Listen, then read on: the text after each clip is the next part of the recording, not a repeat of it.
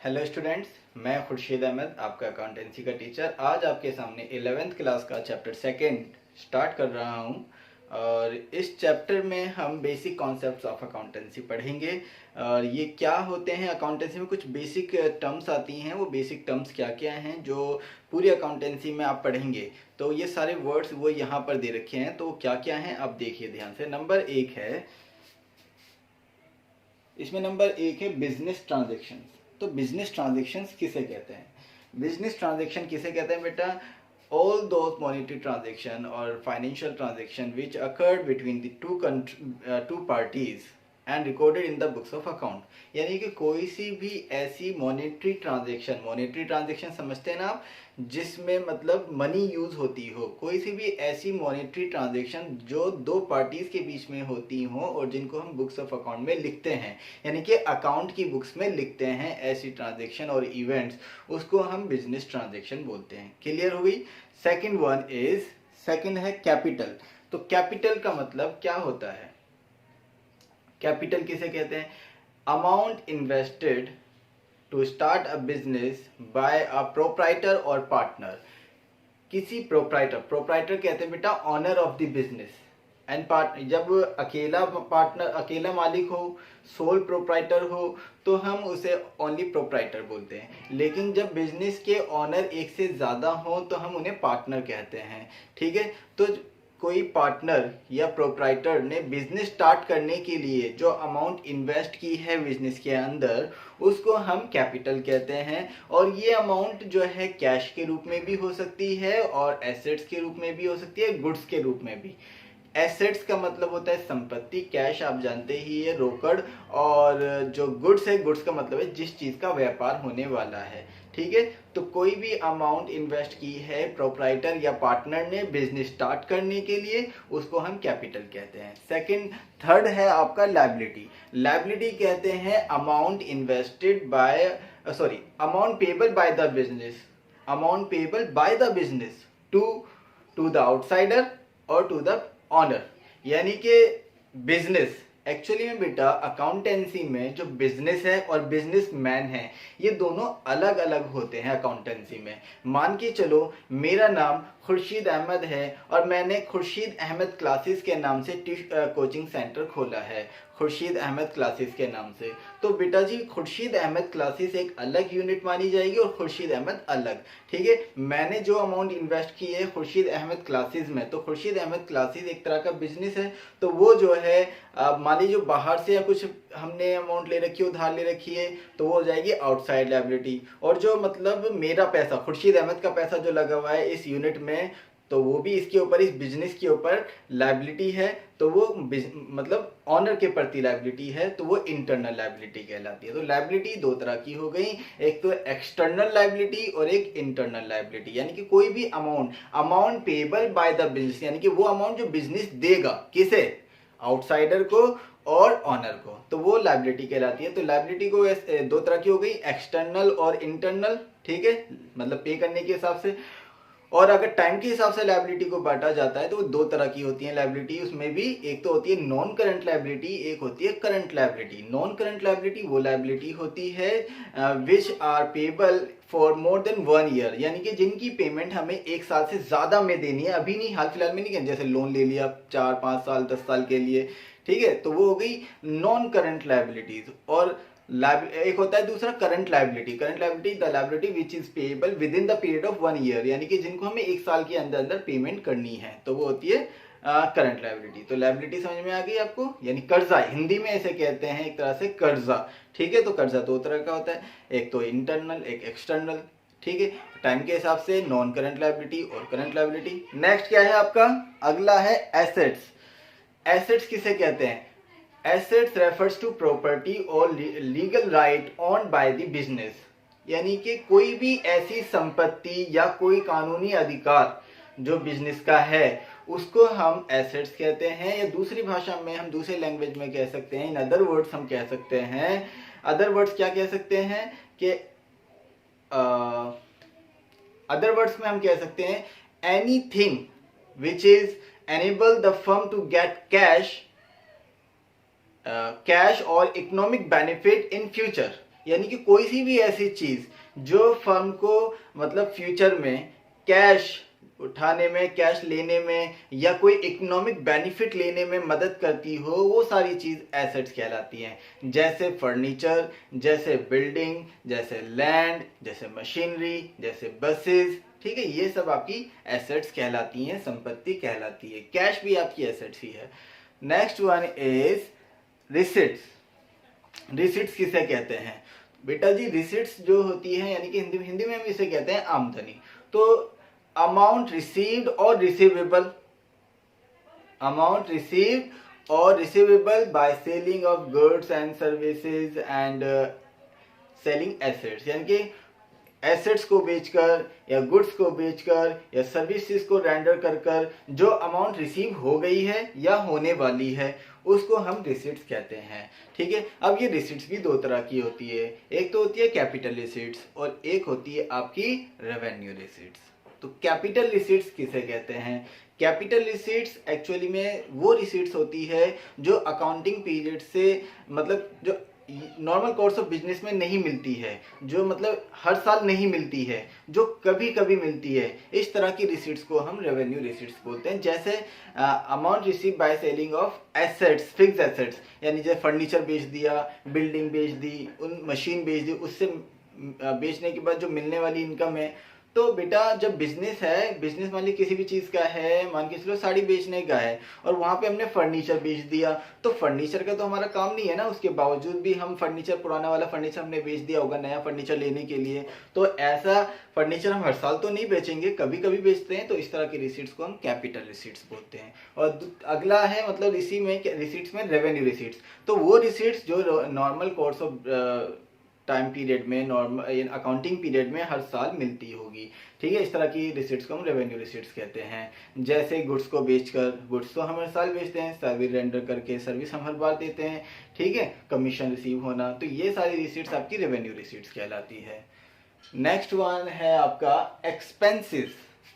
Revenue generate करने के लिए यानी कि आमदनी प्राप्त करने के लिए जो खर्च किया जाता है उसको हम एक्सपेंस कहते हैं। जैसे सैलरी, सैलरी हम क्यों पे करते हैं किसी भी वर्कर को? भाई उसने पहले हमारे लिए काम किया होगा, उसने हमें कुछ आमदनी जनरेट करके दी, तब हम उसे सैलरी देते हैं। रेंट, भाई हम जिस बिल्डिंग को रेंट पे ले रखा है उस बिल्डिंग में हम काम करते हैं, गुड्स प्रोड्यूस करते हैं, उसके बाद ही तो हम रेंट पे करते हैं। ठीक है, टेलीफोन एक्सपेंसेस, भाई बिजनेस को बढ़ाने के लिए हम फोन पे बात करते हैं, ये सारी चीज। तो मतलब वो कोई भी एक्सपेंसेस जो रेवेन्यू जनरेट करने के लिए पे किया है खर्च, उसको हम amount spend to generate revenue is known as expenses, like rent, salaries, electricity expenses, telephone expenses etcetera. Okay, अगला है आपका इस एक्सपेंसेस के अलावा है एक अलग है आपका एक्सपेंडिचर। एक्सपेंडिचर, तो एक्सपेंडिचर मतलब क्या है? अमाउंट स्पेंट और liability incurred for acquiring assets, purchasing goods and services, यानी कि कोई भी अमाउंट हमने स्पेंड किया तो स्पेंड की है, खर्च किया है, या लायबिलिटी हमारे ऊपर इनकर्ड हो गई है, हमारे ऊपर कर्जा चढ़ गया है, किस लिए? एसेट्स को खरीदने में, गुड्स को खरीदने में या सर्विसेज को लेने में। ठीक है, तो उसको हम एक्सपेंडिचर कहते हैं। एक्सपेंडिचर भी हमारा दो तरह का होता है, एक तो कैपिटल एक्सपेंडिचर और एक रेवेन्यू एक्सपेंडिचर। ऐसा एक्सपेंडिचर जो जिसका बेनिफिट हम कई साल तक उठाएंगे, जो हर साल नहीं करते हैं, जो रिकरिंग नेचर का नहीं होता है, जो बार बार नहीं होता है खर्चा, उसको हम कैपिटल एक्सपेंडिचर बोलते हैं। जैसे फिक्स एसेट्स को खरीद लेना, क्योंकि हर बार हम फिक्स एसेट्स को नहीं खरीदेंगे, स्कूल हर बार बस को नहीं खरीदेगा, कभी कभी खरीदता है, हर बार नई नई क्या नाम है जमीनें नहीं खरीदेगा। ठीक है, हर बार नई नई बिल्डिंग नहीं बनाएगा। तो इस तरह का जो खर्चा जो कभी कभी करते हैं, जिसका बेनिफिट हमें कई साल तक होता है, वो कैपिटल एक्सपेंडिचर कहलाता है। और एक है आपका रेवेन्यू एक्सपेंडिचर, ऐसा एक्सपेंडिचर जिसका बेनिफिट मतलब हर साल मिलता है, जिसका बेनिफिट हम मतलब एक साल के अंदर जिसका बेनिफिट हम एक साल के अंदर उठा लेते हैं, वो खर्चा हमारा रेवेन्यू एक्सपेंडिचर कहलाता है। ठीक है,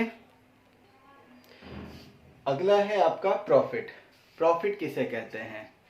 प्रॉफिट या income, it is the difference of revenue and expenses, यानी कि जो आमदनी हमने कमाई है और जो खर्च किया है, उन दोनों के डिफरेंस को हम प्रॉफिट बोलते हैं। ठीक है, रेवेन्यू माइनस एक्सपेंस, यानी कि आमदनी में से सारा खर्चा घटा देंगे तो प्रॉफिट आ जाएगा या इनकम आ जाएगी।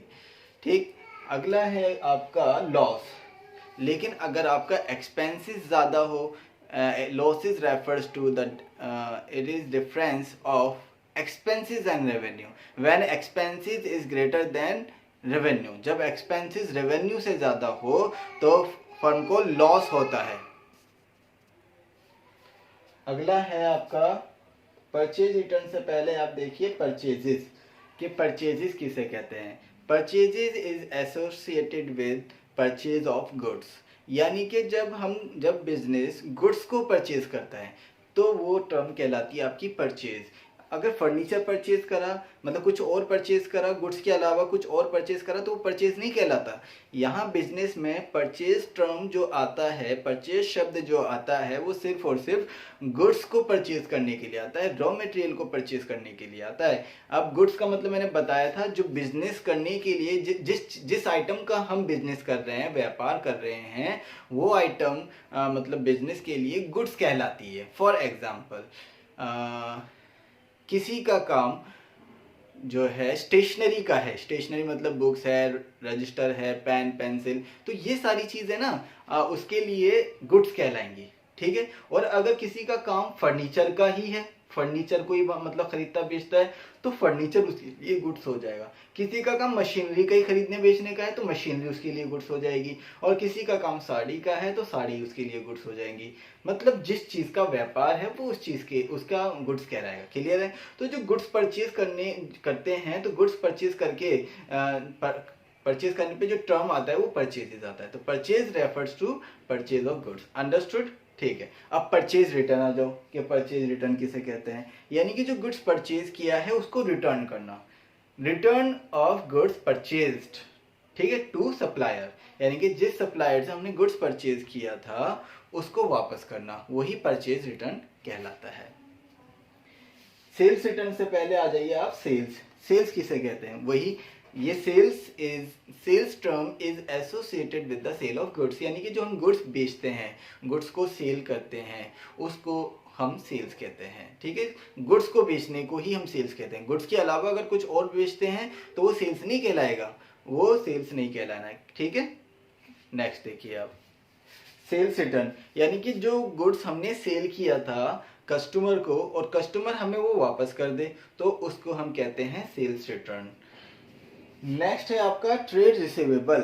ट्रेड रिसीवेबल कहते हैं amount receivable by selling of goods, यानी कि गुड्स को बेचकर जो अमाउंट रिसीव होनी है, मतलब अमाउंट रिसीव नहीं हुई है, अमाउंट रिसीव होनी है, अभी मिली नहीं है, मिलेगी, उसको हम ट्रेड रिसीवेबल कहते हैं। और ट्रेड रिसीवेबल के अंदर दो आइटम आते हैं, एक तो डेटर और एक आता है bills receivable.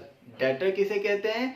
Debtor is that customer to whom we make sale on credit, यानी कि जिस व्यक्ति को हमने उधार माल बेचा है वो हमारा डेटर कहलाएगा।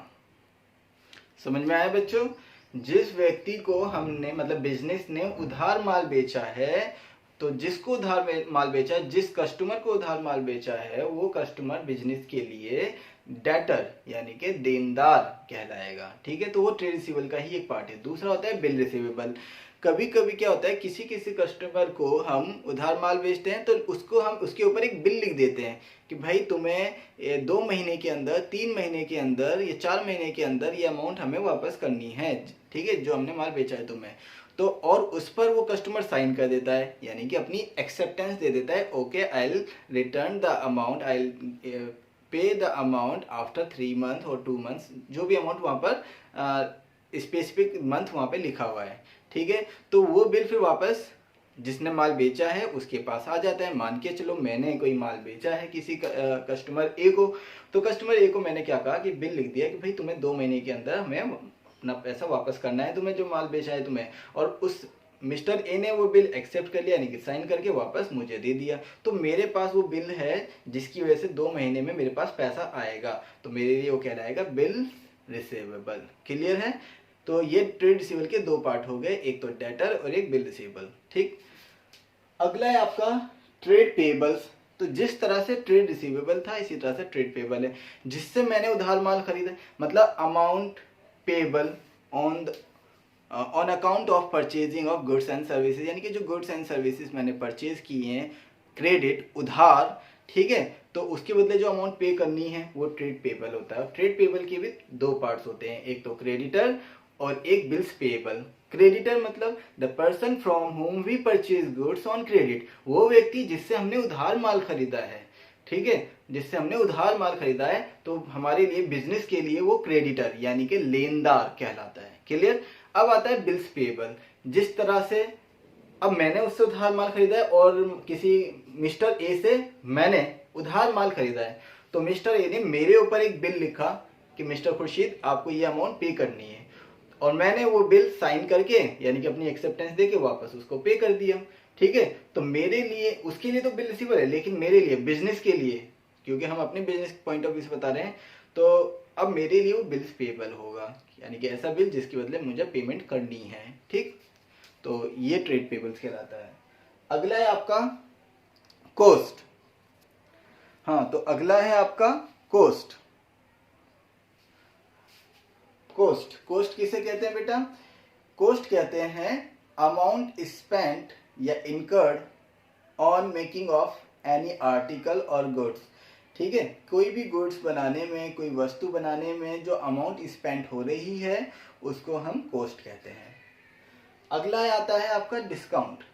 डिस्काउंट हिंदी में इसको छूट बोलते हैं, यानी कि डिस्काउंट कह सकते हैं हम deduction allowed by the seller, ठीक है, deduction allowed by the seller, यानी कि जो सेलर है, जो माल बेच रहा है, उसके द्वारा जो डिडक्शन दी जा रही है, जो छूट दी जा रही है, उसको डिस्काउंट बोलते हैं। और डिस्काउंट बेटा दो तरह का होता है, एक तो होता है ट्रेड डिस्काउंट और एक होता है कैश डिस्काउंट।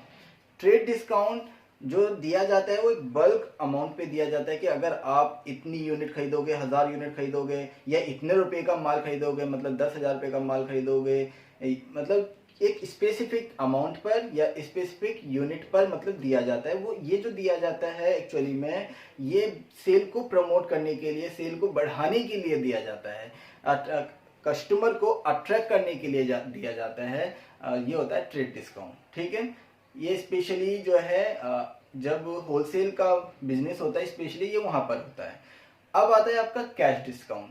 कैश डिस्काउंट क्या क्या क्या होता है? जब कैश रिसीव करते वक्त जो डिस्काउंट दिया जाता है सेलर के द्वारा, ठीक है, तो वो होता है आपका कैश डिस्काउंट। और ये इसलिए दिया जाता है ताकि अमाउंट जल्द से जल्द वापस मिल जाए, कि अगर आपने एक हफ्ते के अंदर अंदर अपना सारा पैसा चुका दिया तो हम आपको एक्स्ट्रा 2% डिस्काउंट देंगे या 5% डिस्काउंट देंगे। तो ये होता है कैश डिस्काउंट। तो दो तरह के डिस्काउंट हो गए, ट्रेड डिस्काउंट और कैश डिस्काउंट। ट्रेड डिस्काउंट जो है at the time of sales दिया जाता है, और cash discount at the time of receiving the amount वो दिया जाता है, ठीक है। कहीं कोई ऐसा होता है व्यक्ति कि जिस दिन माल खरीदता है उसी दिन पैसे दे देता है, तो उसको दोनों बेनिफिट मिल जाते हैं, ट्रेड डिस्काउंट भी और कैश डिस्काउंट भी।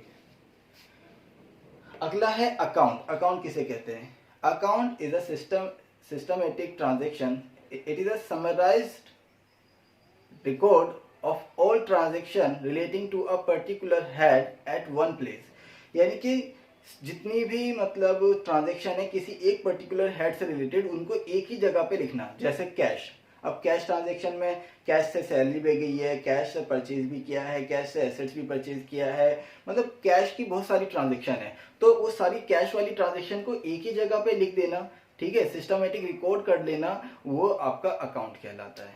तो account is a systematic summarised record of all transaction relating to a particular head at one place. तो किसी भी पर्टिकुलर हेड से रिलेटेड जितनी भी ट्रांजेक्शन है उनको एक जगह पे लिखना, वो अकाउंट कहलाता है। जैसे cash account, salary account, purchase account, sales account. Purchase भी कई जगह से की हुई होती है, तो परचेज सारी जितनी भी परचेज की है उनको एक ही जगह पे लिख देना, तो परचेज अकाउंट कहलाएगा।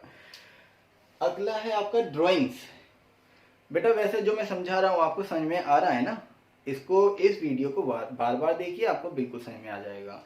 अगला है आपका ड्रॉइंग्स। ड्रॉइंग्स किसे कहते हैं? हिंदी में इसे कहते हैं आहरण, निकालना, पैसे निकालना।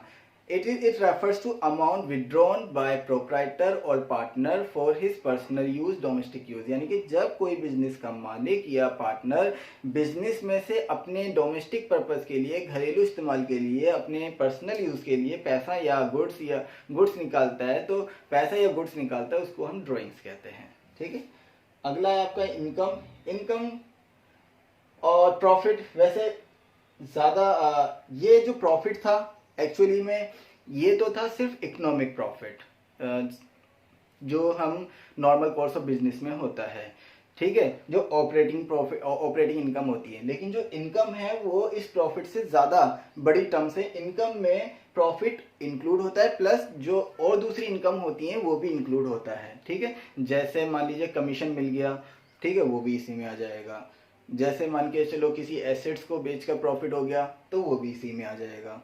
तो प्रॉफिट में तो सिर्फ गुड्स वगैरह को बेचकर जो मतलब आमदनी आती है वो आता है, जबकि यहाँ पर मतलब ये ऑपरेटिंग प्रॉफिट होता है, जो जिसका व्यापार है सिर्फ उससे होने वाला प्रॉफिट।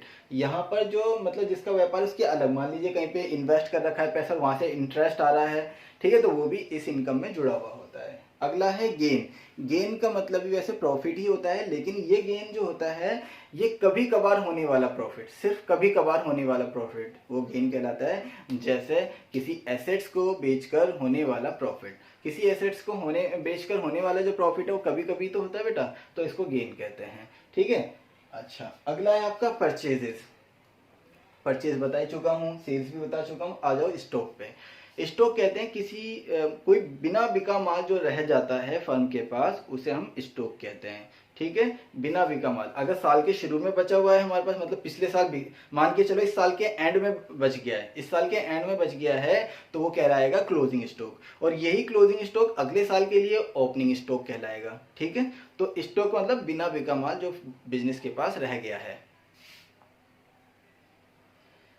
गुड्स भी हो चुका है, वाउचर पे आ जाओ। वाउचर किसे कहते हैं? जो बिजनेस ट्रांजेक्शन है उनके जो सबूत होते हैं उनको वाउचर कहते हैं। फॉर एग्जांपल, आप मार्केट में गए, आपने कोई माल खरीदा और माल खरीद के आपको एक बिल मिला, ठीक है, कैश मीमो मिला, तो वही वाउचर कहलाता है। आपने कोई बैंक में गए, पैसा जमा कराया और आपको एक रिसीट मिल गई, तो वो भी वाउचर ही, एक सबूत, एविडेंस, जो ट्रांजेक्शन हुई है उनके सबूत को हम वाउचर कहते हैं। ठीक है बेटा, वैसे ज़्यादातर इसकी जो बेसिक टर्म्स हैं वो इसमें ख़त्म हो चुकी हैं, और कल हम थर्ड चैप्टर का आपको समझाएंगे। ये थोड़ा बहुत जो रह गया है वो भी मैं आपको कल समझा दूंगा, और फिर आप आपसे उम्मीद है आप जल्द से जल्द आप जो है अपना वर्क कंप्लीट करके मुझे शो करेंगे।